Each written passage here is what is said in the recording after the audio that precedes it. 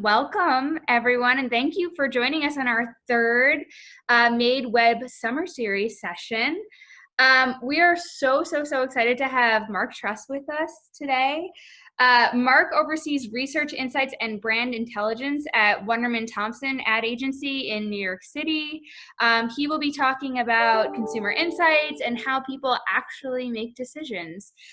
Before I pass it off to him, just a couple of things. We will be recording this session, so if you want to check it out later or send it to your friends, it'll be posted on aef.com probably by Monday.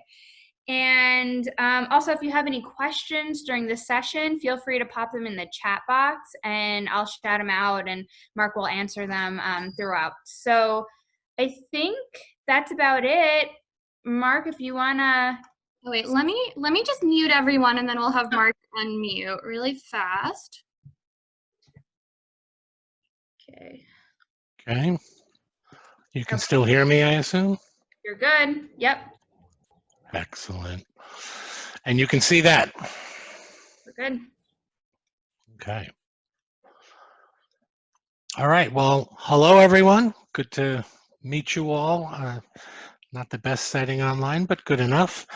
So as Sarah was saying, I work at Wunderman Thompson, which is the ad agency created by the merger of Wunderman and J. Walter Thompson about 1.5 years ago.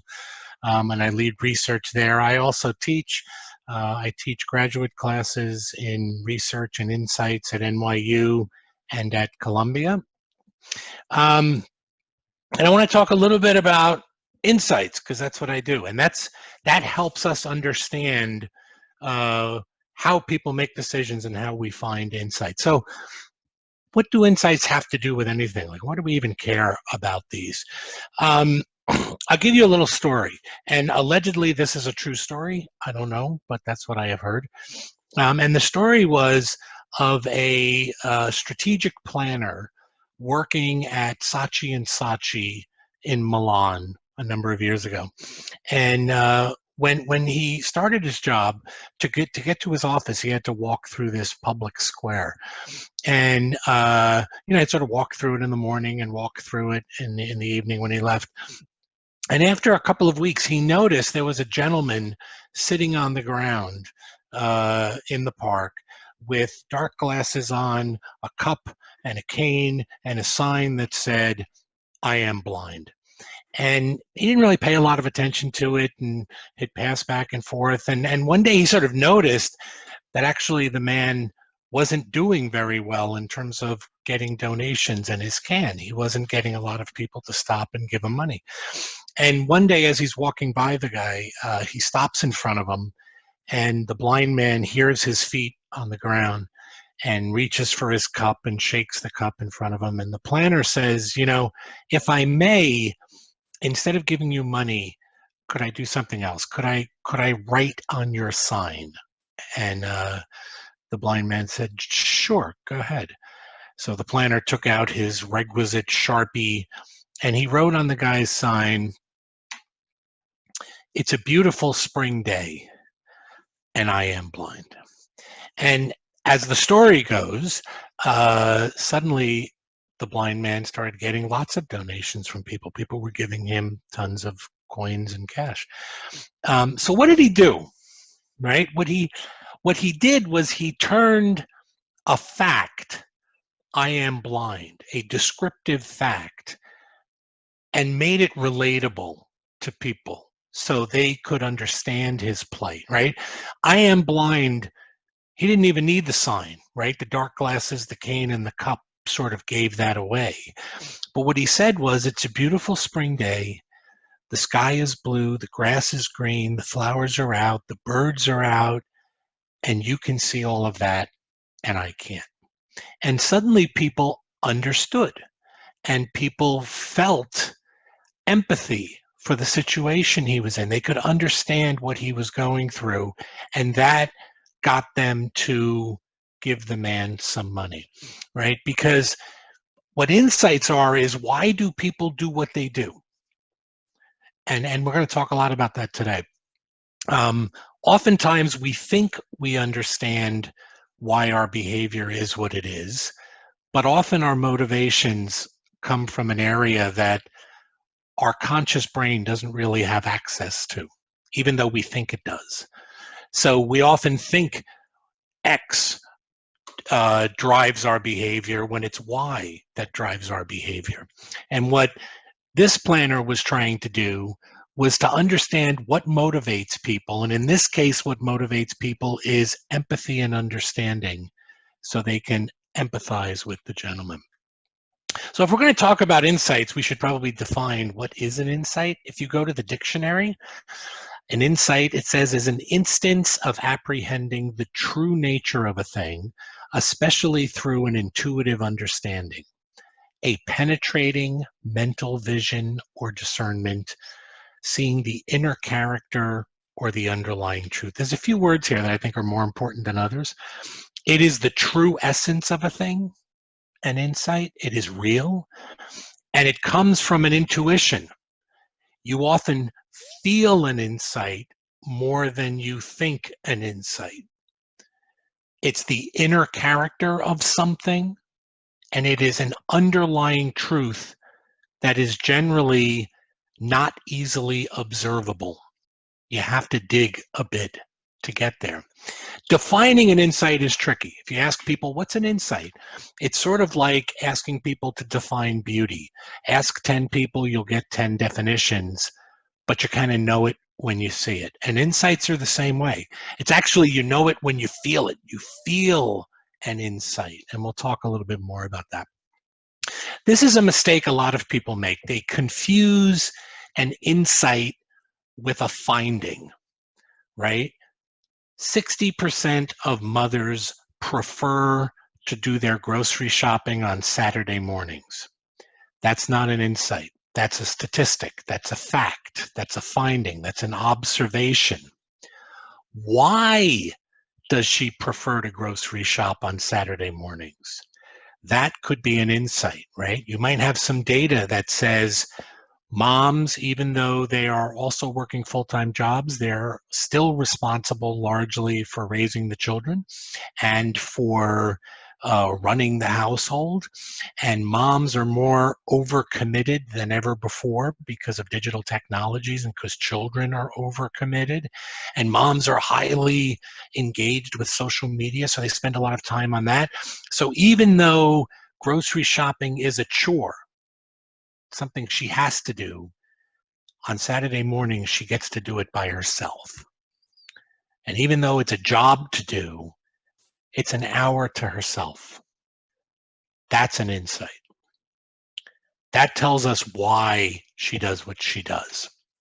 An insight is usually not obvious. If it feels really obvious, moms like to grocery shop on Saturday mornings. It's probably not an insight. Insights come from connecting multiple different ideas together, and it requires then sort of you to think about it and make a leap of interpretation. I have my students when we're looking through data trying to find insights, they'll say to me, well, where are the insights in here? And my answer to them is usually the same. There are no insights in there. There's only data. There's data, statistics, facts, and findings. You have to think about what all those things mean, and you have to create the insight. You have to discover and reveal what that insight is based on the data. Data unto itself is not very helpful. I had someone once at a conference say to me, you know, data is the new oil. And I said, you're right. But just like oil, unless you refine it, it's completely useless. And data is the same way. It's sort of like Albert Szent-Györgyi, the guy who discovered vitamin C, once said, discovery consists of looking at the same thing as everybody else, but thinking something different. We have more data than we know what to do with, and when you're out in the business world, all of your competitors are going to have the same data you have. What's going to make your pitch or your idea or your way of thinking different from someone else is to look at that data in a way that they're not looking at it. It's about the thinking. It's not about the data. There's a funny thing about insights, though, is that once someone reveals one, it almost always seems ridiculously obvious. And there's a reason for that. The reason is that insights are human truths, and they're human truths that are highly relevant to our target audience. And once we reveal one, they should feel obvious because it means you're in a place where you are touching human truth, of which we all experience. There's this concept called the unthought known. Good insights usually evoke some personal connection. Hey, I know what that feels like. I know what they're talking about. You know, that happened to me too. It feels like they understand me. When you start saying those things, it means someone has uncovered an insight about you. Kiki Pendavis, who's a client of ours at Nestle, he runs all their global creative and media. And he once said, insights are the capacity of understanding hidden truths, true things about people that are not obvious nor overt. We have to dig to find them. Scott Bedbury, who was the head of advertising at Nike when they created the Just Do It campaign 20-something years ago, 30 years ago. And he was the CMO at Starbucks. And he talks about insights in a way that I really like. He said, insights have far more in common with intuition and imagination than it does with deliberate and conscious thinking based on deductive reasoning. Insights are not facts. People don't tell you insights, and statistics don't identify them. Insights have to be discovered. And that means that discovering an insight is more a part of an organic, creative process than a linear, formulaic research protocol. We use research to get to data so we can get to insights, but the step between data and insights is actually a creative step. It's trying to understand, empathize with your audience, understand the data points in their reality, and then think about what is motivating them to take the behavior that they take. How do you find insights? Insights usually tell you more about the person, the target audience, than it does about the product or the service you are selling. People look for insights in their product, right? Our product is different because X, Y, and Z. But if you can understand your target audience better, who they are, what matters to them, how they motivate themselves, what motivates them to do different things, that's more powerful. Insights usually tell you more about a product category than the brands in it. People do engage with brands, but more often they engage with categories, right? Motorcycles as a category means something to people. It means freedom, it means power, it means independence. Those kind of things, if you talk about those kind of things to people, people really feel like you understand them. Insights reveal more about how people want to feel than how they want to think. It's an emotional thing. Insights focus on what is enduring more than what is new. And by the way, I see some people taking notes. I sent Sarah a copy of this deck so she can send it out to you, so don't feel like you gotta write everything down. Insights create new ways of thinking about things we couldn't have thought before. But mainly, insights explain behavior.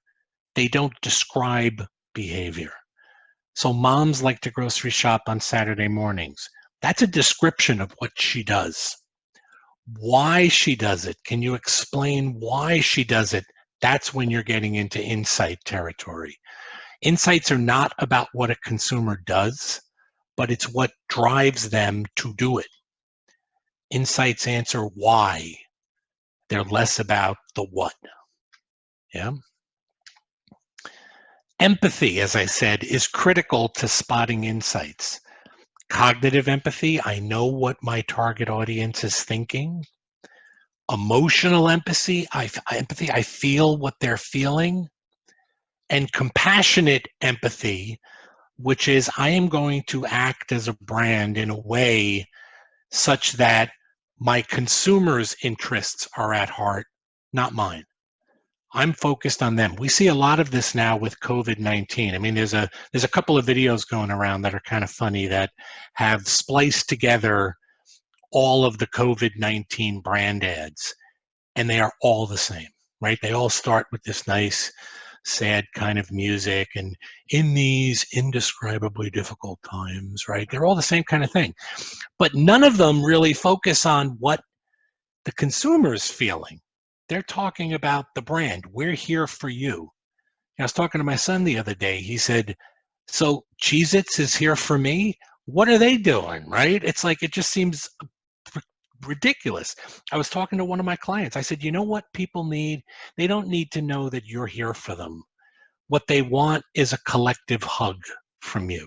They want reassurance that we're going to get to the other side of this thing and we're all going to be okay, and it's going to be crappy in the near term, but we're going to get there and it's going to be all right. That's what people want to hear. They don't want to keep hearing about, oh my God, it's tough being at home and all this crap, right? They want to feel like there's an out. My old boss at Wunderman Thompson, he once said, you know, without consumer insights, we're really just making things up, right? Unless we really know what motivates a person, we're kind of guessing at what we should say. Here's how I think about where we find insights. Let's say each of these dots is a piece of data that we have found.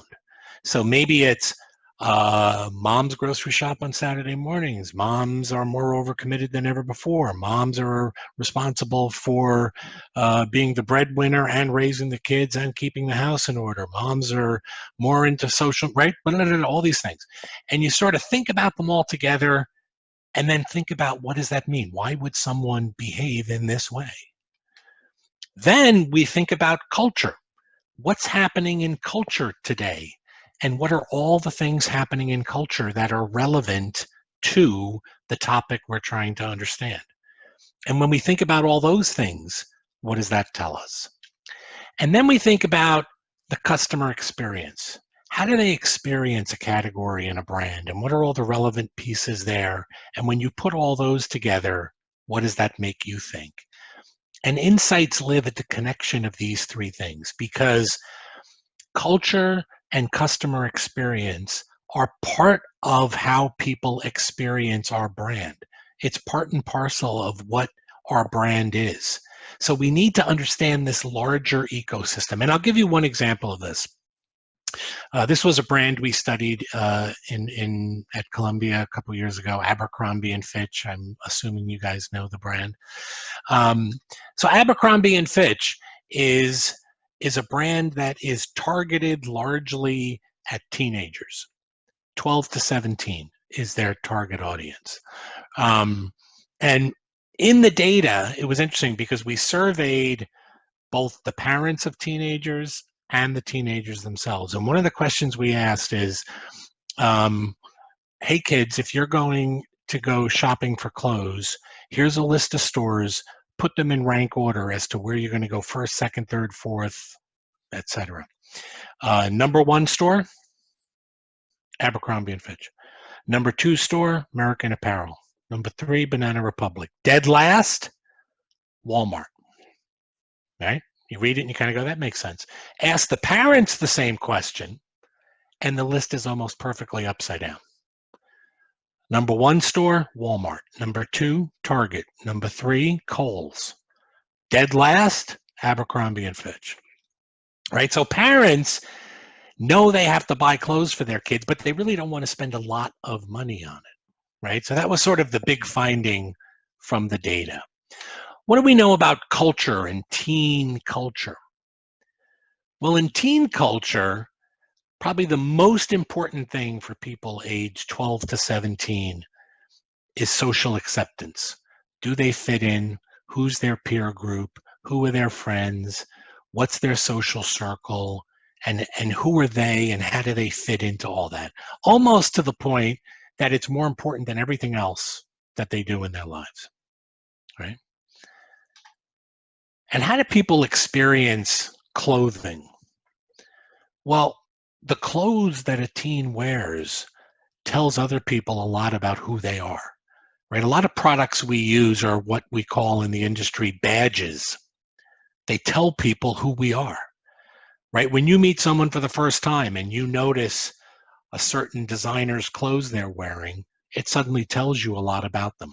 Or if you see that they have a PC or a Mac, it tells you something about them. If you see what music they listen to, it tells you something about them. Clothing for teens tells other people a lot about who they are.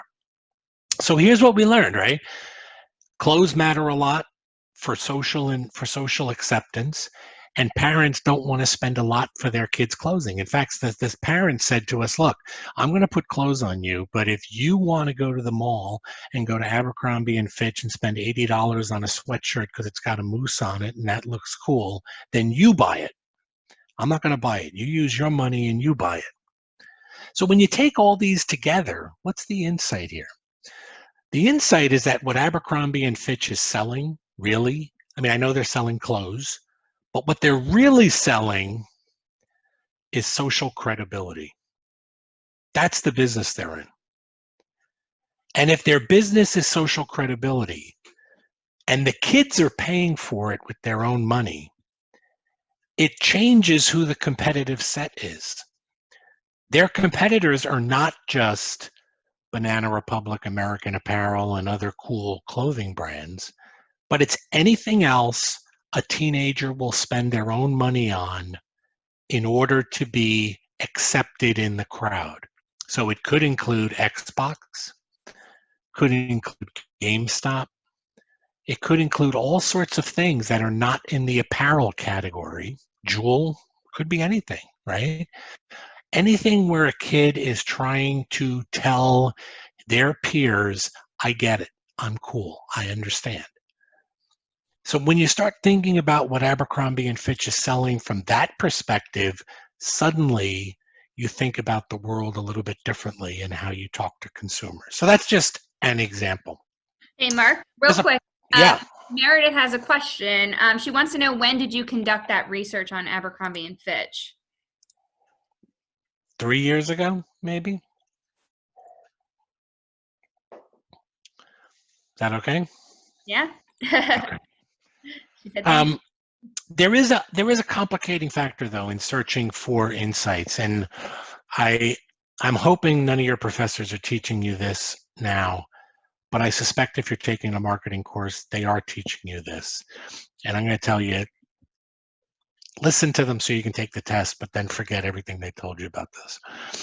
So there's this model called the IATA model. It stands for, you need to generate attention among consumers. You then need to get them interested in your product. You need to develop a desire for your product, and then you need to get them to take action on your product. A couple things about this model. It's 120 plus years old. It was developed in New York in MetLife for selling life insurance one-on-one, not in mass marketing. And it was only for selling new products. But a lot of marketing classes teach this as this is the way you sell every product.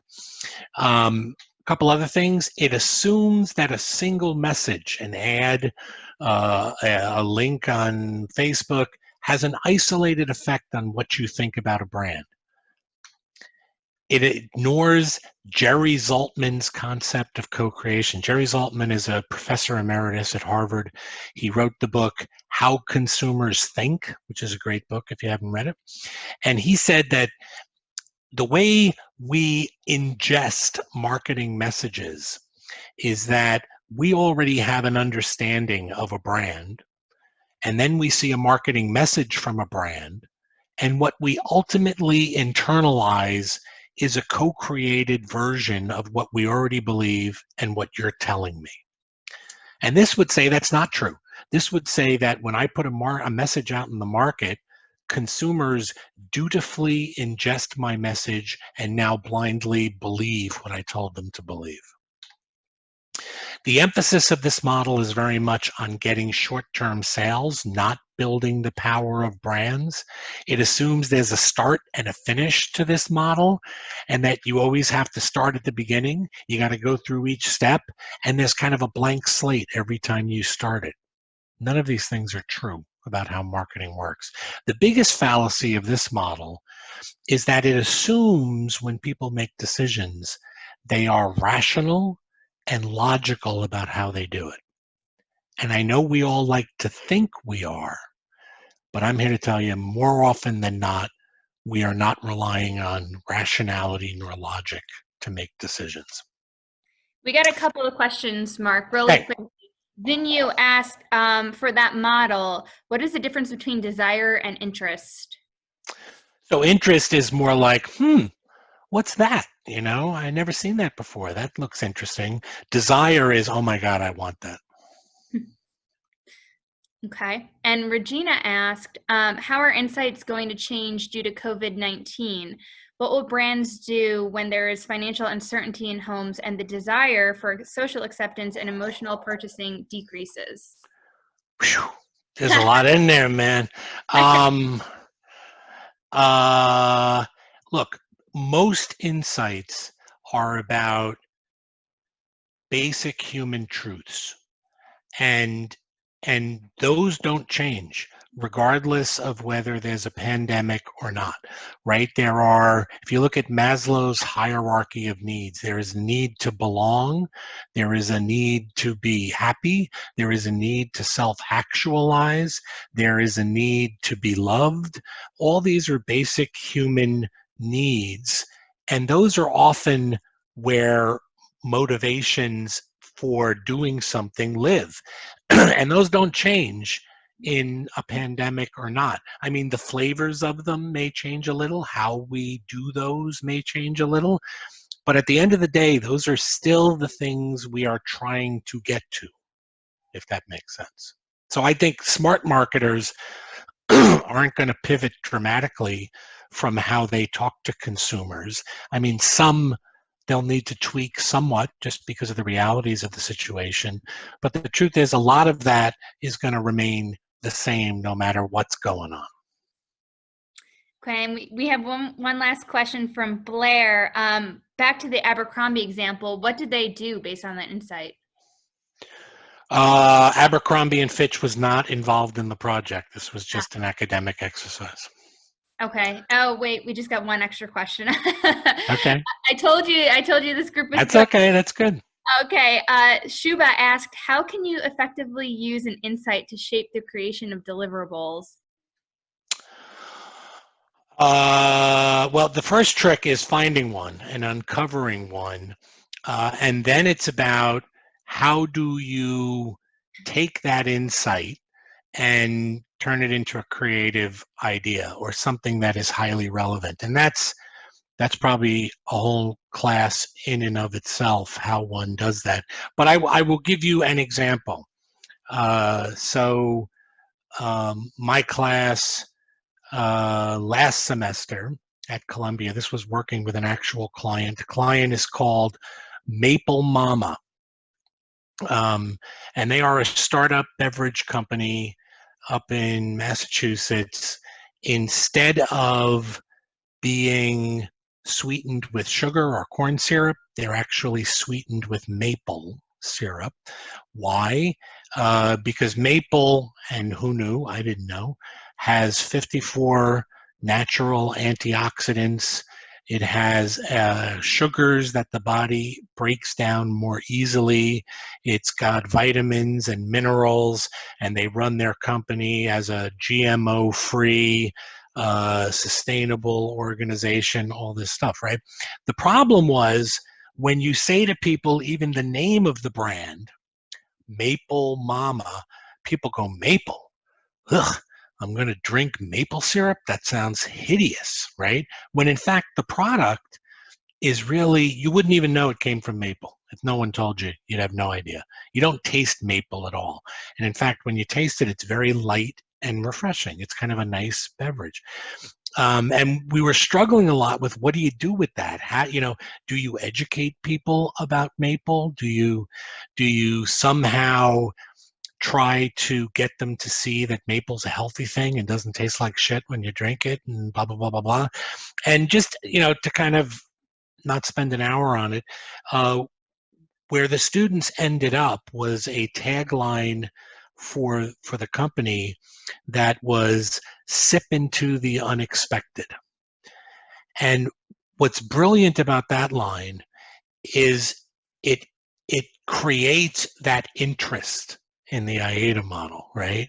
Suddenly people go, well, what's so unexpected about it, right? When you hear about something that's unexpected, or it's intriguing in a way, and it makes people then want to try it. It feels like there's something going on that you don't know about, and people want to go in and try it.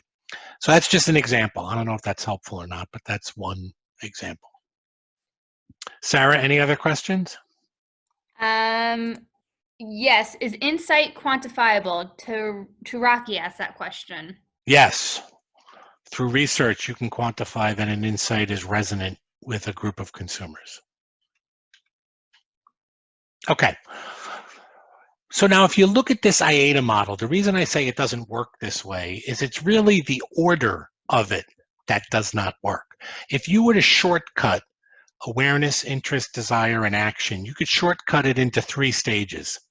I think about something, it gets my attention and interest. I feel something, I have a desire, and then I do something. I take an action. Think, feel, do, right? What we've learned about this model is that's not the way the human brain works. Most of the time, it works like this. I feel something first, then I think about it, then I take an action. And probably more often, it's this way. I feel something, I take an action, and then I post-rationalize what I did. And then today, more and more, I put it on Facebook and tell everyone what I did, right? But the difference is we don't start thinking about something first. Even when we see a piece of stimulus, when we see someone using a product that's interesting to us, the first reaction we have is an emotional feel. The human brain processes 11 million bits of information every second. Every second. Right now, your brain knows what the big toe on your left foot feels like in your left shoe. It knows that. But it does not process that information consciously. You're not aware that it's processing that information. It processes that subconsciously. Consciously, we only process about 40 bits of information every second. What happens to the rest of that information, the 10,999,000? It gets processed, it just gets processed outside of the range of your awareness. Your brain is like a computer working all the time, processing information and not telling you it's doing it. How do we know this?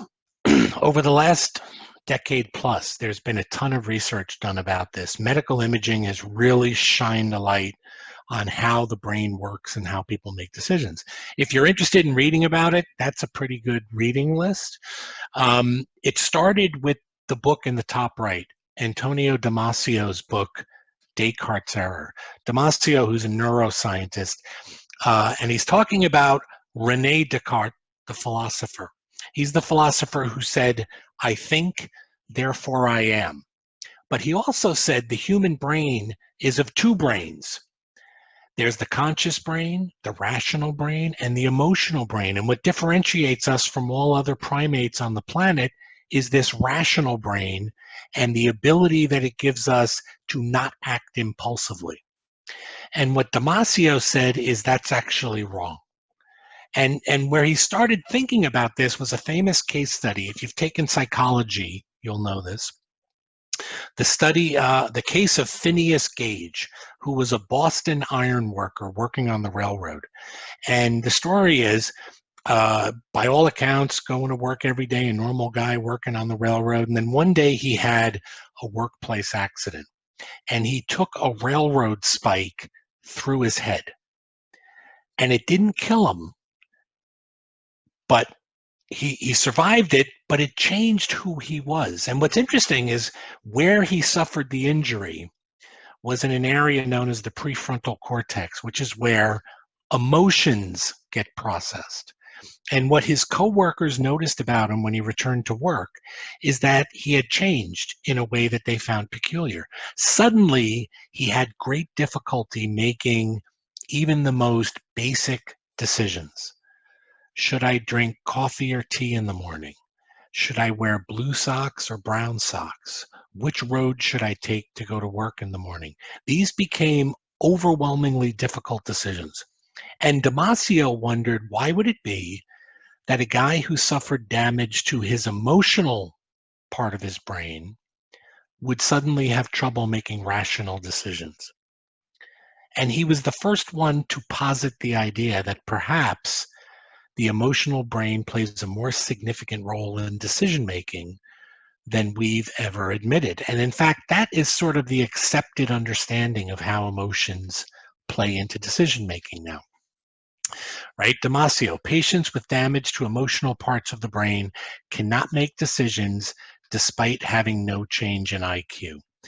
I'm going to stop sharing for a second and switch to show you a short video. Hopefully you'll be able to see this.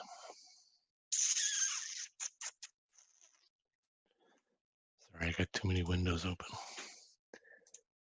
It's about a 6-minute video, so hopefully you'll be able to see, and then we'll talk about it when we come back.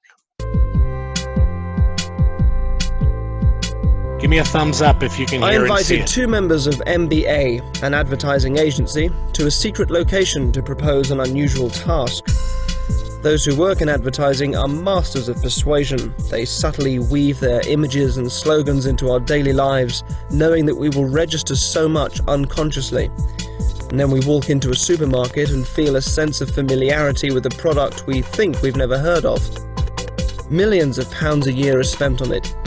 It's brilliantly calculated, and we all fall for it. So I thought I'd turn the tables on the advertising experts. Thank you for joining us, gentlemen. Tony, yes? Yes, that's right. And Martin? Yeah. Hi, I'm Darren. Let me get down to explaining exactly what I want you to do. Imagine that I'm opening a chain of stores selling a product, something I have a particular interest in. Your task is to come up with a poster advertising that store. And that poster must include the company name, whatever you decide that may be. It must include a strapline, some sort of slogan, and some kind of logo as well, some kind of visual image. Sure. Now the idea is you've only got half an hour to do this, so you've got to really work with your first instinct. So at the moment, you've got no idea what you're going to do, correct? No. Excellent. I'm also going to give you this. I've had a few design ideas of my own. Okay. I want to leave this untouched. We'll come back to that later. All right? Are there any questions? What's the product? What's the product? Very good question. Passion of mine since I was a toddler.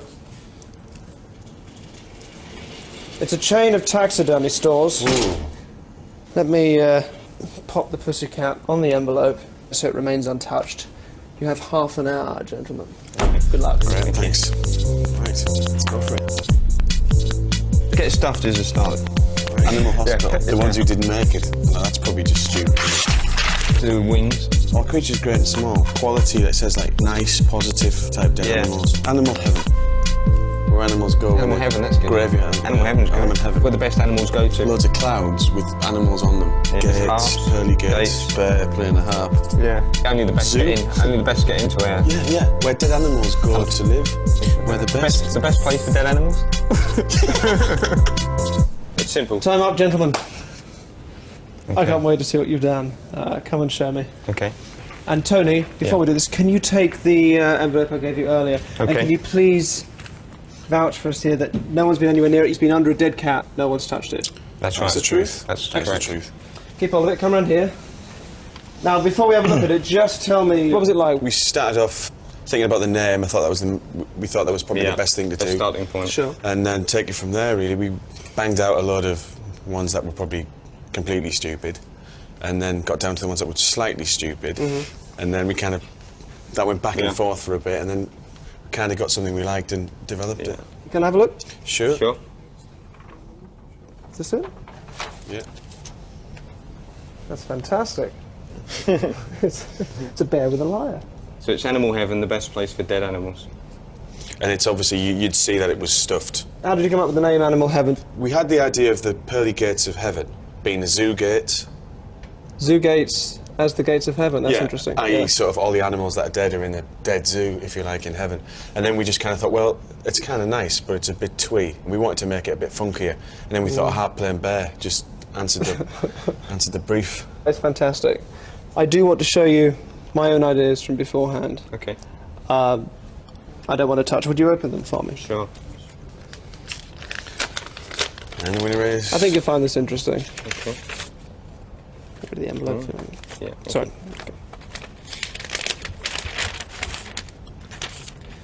Okay. All right. Not a million miles away. Let me put this up there. Hang on to that. It's a harp-playing bear. Yeah. God. You've gone for these angel wings here. Were you thinking of angel wings or bird wings? Yeah, well, they were kind of a combination. You do them a lot better than me. This was the same thing. I was thinking angel wings there. You've got animal heaven. I got creature heaven. Yeah. So Where the best. you're a bit off there then. A bit off there. Where the best dead animals go. Did you put blessed place for dead animals? Wow. Very similar. I had the idea of a zoo gate on there. It was hard to We leave out. didn't want to overload it. It was hard to leave out, but Sure. it was just a bit too much. Can I see your other the other one you were talking Yeah, about? put it down. Yeah, it's just before there. Is it very different? Well, Well, it's just the gates. yeah. Oh, gentlemen, please. I'm drawing quite similar. Look at that. This was the image I was thinking. I've done it there in the background because this to me was the more striking image. And interestingly, you abandoned this for this one. This was obviously Well, clear in your mind. the first bear I drew looks exactly like that one, actually. It did, yeah. The first bear you drew. Yeah, Just doing the shall I pad show you there. on the notes? Show me. Like that, Show yeah. me. What have you got? Well, this is scary, really. But, Oh, look at that. Yeah. Look at that. You've got the cloud, you've got the blue. If you knew the amount of effort we've gone into making this work, you'd be absolutely flabbergasted. But for now, it's comforting to know that you're just as susceptible to subliminal persuasion as the rest of us. Thank you very much for helping us out. Tony, Thank you. Martin, Pleasure. take care. Thank you Thanks. very much indeed. Bye-bye. I think I'm quite cynical, and when I saw the bear and I saw a cloud, first of all, from behind the paper, I thought, hang on, he's close here, and then when we saw the rest of it, I couldn't believe it. I immediately thought, oh, I'm gutted. I could see that it was folded, and I just saw the bear's foot hanging over the cloud with the harp. Yeah. And I just thought, oh, I can't believe it. Yeah. You know, I was And gutted. how embarrassing. But now I think, oh, fantastic, Yeah. you know, I'm over the moon. I mean, yeah. I mean, obviously we're pleased for him, Yeah. But, Yeah, it's yeah, as long as, fantastic. if he comes out of this looking good, then that's, that's always the main thing. To see how we did it, watch their taxi journey again. Put a spell on you.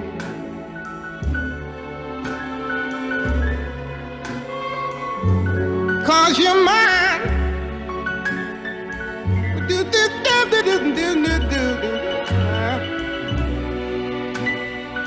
You better stop the things you do.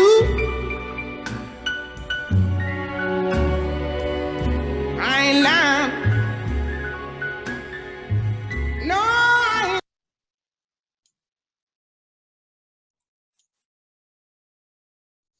Okay. Hang on, let me get out of that.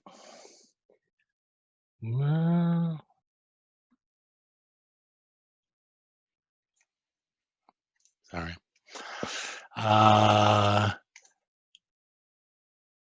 That should be sort of a life-changing video for Yeah. you guys. We have a wow comment in the chat box. What's interesting about that video is the challenge we face in finding insights all the time. When Darren Brown asked the two creative guys how'd they come up with the idea, we know how they came up with the idea. It was put there. It was primed. They were primed to respond in that way, right? It was subconsciously put into their brains. But they didn't say that because they had no idea that's where it came from. They did not know that. So they did what we often call the consumer justifying narrative.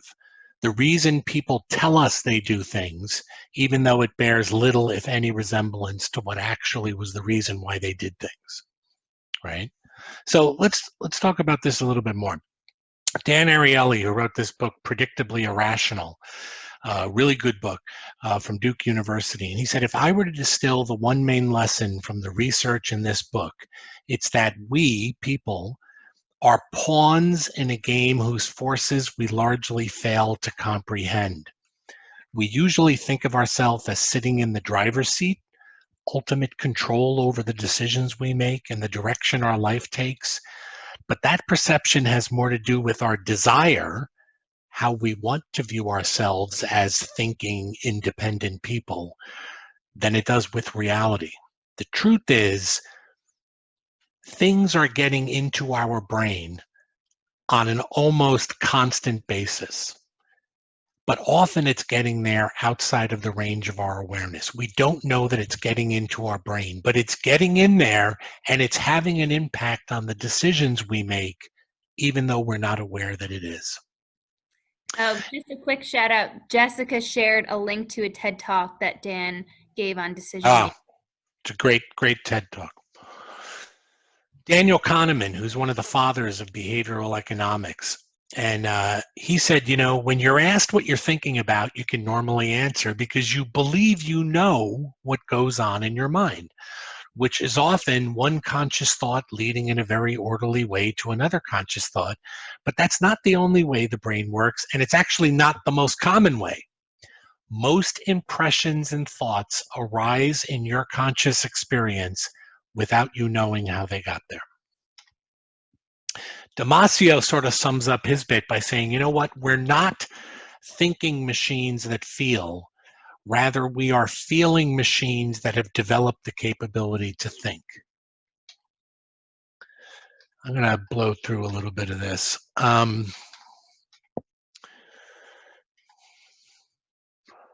Rory Sutherland, who runs a behavioral economics practice out of Ogilvy in the UK, I saw him at a conference a few years ago, and he summed up his talk in a way that's stuck with me for a long time. We buy things based on how they make us feel.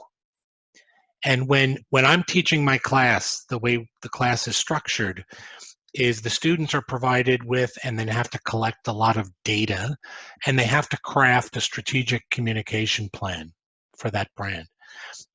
And my challenge to them is always, what is it you want your target audience to feel about your brand? Not what do you want them to think about your brand? What do you want them to feel when they think about your brand? Subtle difference, but a really, really important difference. Carl Jung, famous psychiatrist, and he said, until you make the unconscious conscious, it will direct your life and you will call it fate. This happens to all of us, right? The trick to this is starting to become aware of all these gentle nudges that are getting into our brains. We're not going to have time to show these, but again, I'll send the deck around, and I put the links there. The one on the top right is Steve Jobs talking about, it's at an internal Apple meeting right after he returned to Apple. And he's talking about the Apple brand and what it means and what he wants people to know about the Apple brand, and that it's not about we perform better, we're cheaper, we're faster, we're easier, none of that. He wants them to know that what they're about is that they believe people who use Apple products are people who want to change the world in some way. And that's what this ad he was talking about, the crazy ones, that's where it was born. But take some time and just watch these two videos. Again, really impactful kind of stuff. Here's a question. Could you persuade someone speaking only to their subconscious mind, similarly to what Darren Brown did? I'm going to show you a couple of examples. There was a famous case in the Journal of Applied Psychology that was done, I believe in the UK, where they did an experiment in a wine store where they sold wine from many different countries, but on certain days they would play German music in the store, and on other days they would play French music in the store. And then they observed, what did people buy? And what they saw is, on the days they played German music, sales of German wine went up. On the days they played French music, French wine went up. And when they asked people as they left the store what music was playing, almost no one had any recollection of what it was, but it had an impact on their behavior. Facebook did a very interesting experiment. I can't remember when. It's probably 10 years old already. And they got themselves in a good deal of trouble for doing it, because they didn't tell anyone they were doing it. But it was a really cool study. What they did was they took average people like you and me on Facebook, and for one group of people, they changed the posts you saw on your feed from your friends. They manipulated the posts you saw. So for one group of people, they minimized positivity. So if your friend said, "Hey, I just got a raise," they took that out. And if your friend said, "Hey, I just broke my leg," they left that in. And then for the other group, they did the opposite. They minimized negativity. So you saw an overly positive stream of posts from your friends. And then they observed what you posted, right? So this is the data. It's not laid out in the easiest way to understand, but the two left charts are where people saw overly positive posts from their friends. And when they saw overly positive posts, they were much more likely to post positive words and less likely to post negative words. And on the right, where people saw more negativity, when you posted, you were much more likely to post negative words and less likely to post positive words. And this was done without people knowing this was being done to them. Your environment shapes your behavior even though you are unaware that your environment is doing it. This happens to all of us every day, all the time. J.P. Morgan, the financier, he knew this in the 1800s. He said, a man makes a decision for two reasons: the good reason and the real reason. The real reason is the unconscious motivation we're looking for. The good reason is the one they tell us, the justifying narrative. And my favorite quote in this whole presentation, Maya Angelou, "I've learned that people will forget what you said, people will forget what you did, but people will never forget how you made them feel." It's a beautiful quote. So that's all I got to say. What questions do you all have? Okay, Cameron is asking, do you think more intensive costly purchases require more conscious thoughts rather than subconscious feelings? It depends. In general, yes. I think people tend to rationalize it, but I was at doing a talk at a pharma company a few years ago, and the guy who was introducing me got up and he said, "Who here has bought a car in the past 2 years?"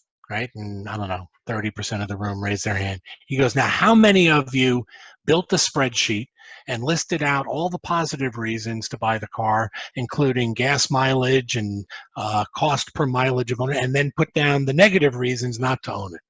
And not a single hand went up. And he said, "That's right, because you don't buy cars that way. You don't buy cars by actually weighing the pros and cons. You buy cars because the car means something and you have an emotional affinity." So in some cases, yes. In a lot of cases, no. Like in luxury, Rolex is one of our big clients at Wunderman Thompson. Nobody needs a $3,000 watch, right? So how do you sell luxury? Luxury is all about emotion and feel, right? Rolex is about status and accomplishment. That's what the whole brand is about. Yes, it's Swiss made. Yes, the quality is very high. Yes, it's pure gold. Yes, it's blah, blah, blah, blah, blah. That's not why people buy those. They buy them because it's a reward for themselves for being successful, and it tells other people, I am successful. Okay, we have a bunch more in the chat box here. So Emily is asking, when finding insights, how often do clients bring you data they conducted, and how often is the research conducted by Wunderman Thompson? Usually the client will bring it, or we will conduct it together. Often at Wunderman Thompson, we will do our own research to augment what the client did. A lot of our clients tend to take a very rational approach when they do research. So we try to supplement the research they have with research that really helps us uncover those sort of unconscious motivators. Okay. Jessica, thanks you for sharing. She's a psych major, so she was really fascinated by your talk. And she's asking if you can share more resources like books or Twitter accounts to follow or newsletter, academic journals, anything that you read or follow to sharpen your radar for generating great insights and understanding human emotions and behaviors. This is what I'm reading right now. It's kind of dense, but it's all along this line, The Master and His Emissary. And it's all about, again, the divided brain and the making of the Western world. It's that we are of two brains. I would start with that reading list of books that I put up on that slide. Sarah will send that around. That's a good place to start. Any of the neuropsychologists, I think, the Dan Ariely's of the world, there's another TED guy who gives a great talk. Dan Gilbert is another great, he's written a couple books and done a few TED Talks. If you search TED Talks for behavioral economics, that's also another good place to look. Behavioral economics is sort of an outgrowth of this understanding of subconscious processing. Okay, so you may have already answered this question, but just in case, Mark asked, what sources do you recommend for people to consume regularly for expanding their strategic thinking? Strategic. I don't know. I'm not a strategist. I don't know. I'll scout around for those and find those. For sort of a how do people make decisions kind of thing. Hidden Brain is a good podcast to listen to if you don't already listen to that one. Okay. Jason is asking, what is the relationship between trends and insights, and how should we, as students and future agency employees, utilize reports like Future 100? Yeah, trends. Trends is what culture is all about. And as a planning director I used to work with said brilliantly, culture is the operating system for how we live our lives. So much of how we make decisions is rooted in what's happening around us and what's happening in our culture. So watching the trends and how that's changing the culture around us is really critical to understanding how to engage people, I think. Okay.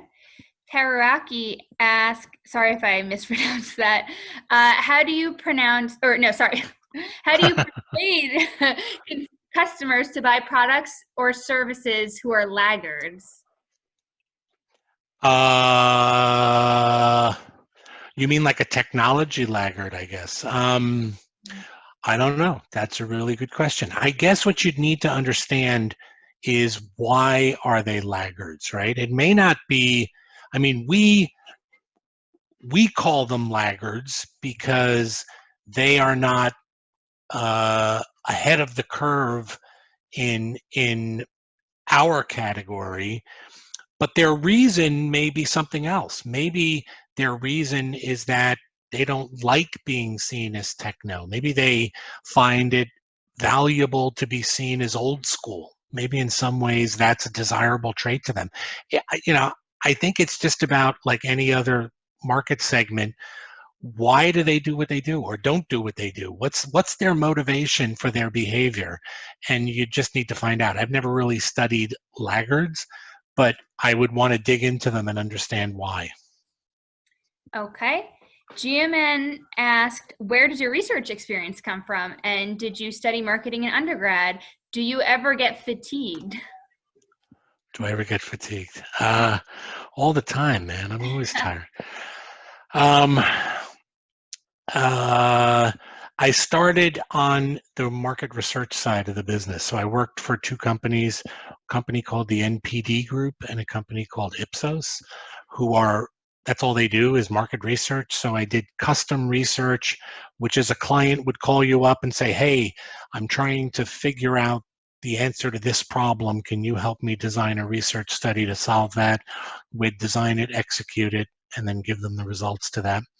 But I've been in the business a long time. I don't even want to know how long, 30-something years. But I stay pretty active in the business. And yeah, I'm always tired. Me too.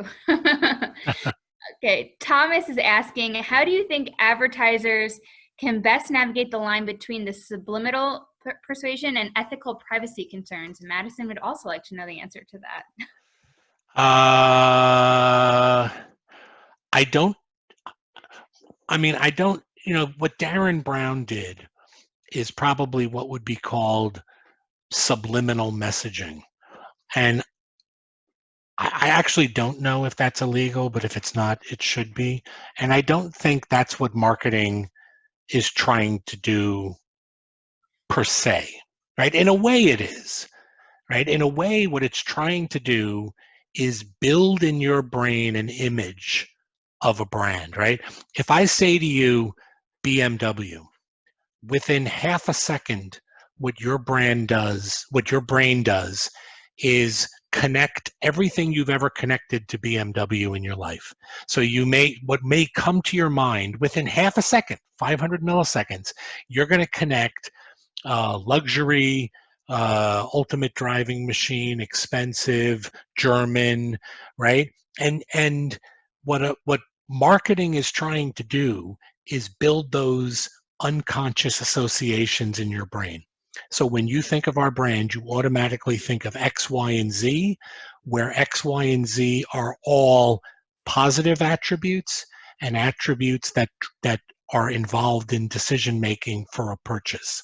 So that's, so in some ways marketing is subconsciously trying to influence you, but not so overtly as Darren Brown did, if that answers it. Okay, we have a couple more left. Cheyenne is asking, do you feel that because of your research and understanding of subconscious decision making that you are less susceptible to it? Yeah, well, less is the key word. Yeah, I mean, I try really hard to think about where did that come from? Why do I feel that way? And really be very self-aware and interrogate my own decision making.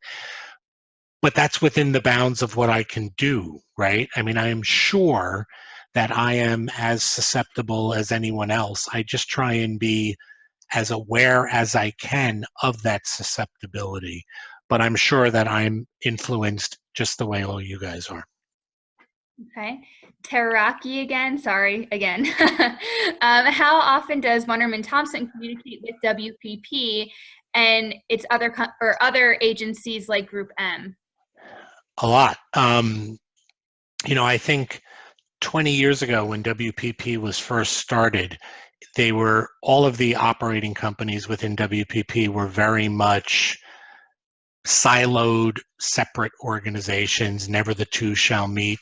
But probably over the last 5 to 10 years, and definitely within the last 2 years, that's changed a lot, where cross-functional, cross-benefit teams, even within the same discipline, two creative agencies working together, but certainly a creative agency like Wunderman Thompson working with a Group M company like Wavemaker, working with Geometry on Shopper Market, that happens all the time. Okay. Walter wants to know, what knowledge or skill set would you recommend a rising graduate to work on in order to be prepared to work in the research marketing field? I'm not sure it's a skill set more than a trait. I think unending curiosity is what you're looking for. And it's sort of, I know I drive my family crazy because someone will say something, and I'm always like, why would that be? And I'm sure they get annoyed at me asking that all the time, but I have this insatiable need to understand why things happen and why things go the way they go, and give myself an explanation for why things happen. So I think it's curiosity. Okay. Jason, thank you for answering his earlier question, but also asked a second question. Finding insights requires interpretation and sometimes a leap of faith. Sometimes we can look at findings and data over and over, but can't find the insight. Do you have any suggestions for this kind of creativity block? I mean, sometimes there is no insight there, and you've got a bunch of uninspiring data. Sometimes that's the truth. What I have found is a way to get past that is to bring someone else into it and almost discuss it as a team, or even three people. And what I've often found is someone else will then say, gee, I wonder if it's got something to do with this. And then that makes you think about something else, which makes you think about something else, which then triggers a thought in their head. So sometimes just bouncing it off other people can be really helpful when you get stuck. Okay. Izada asks, what websites provide insights about particular consumers? Yeesh.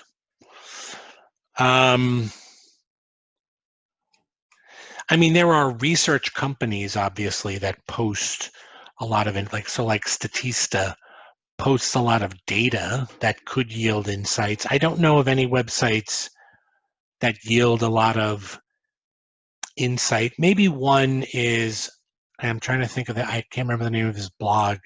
Grant McCracken is his name. He's a cultural anthropologist, and he's just very insightful about culture and culture's impact on people. So he might be a good person to look at.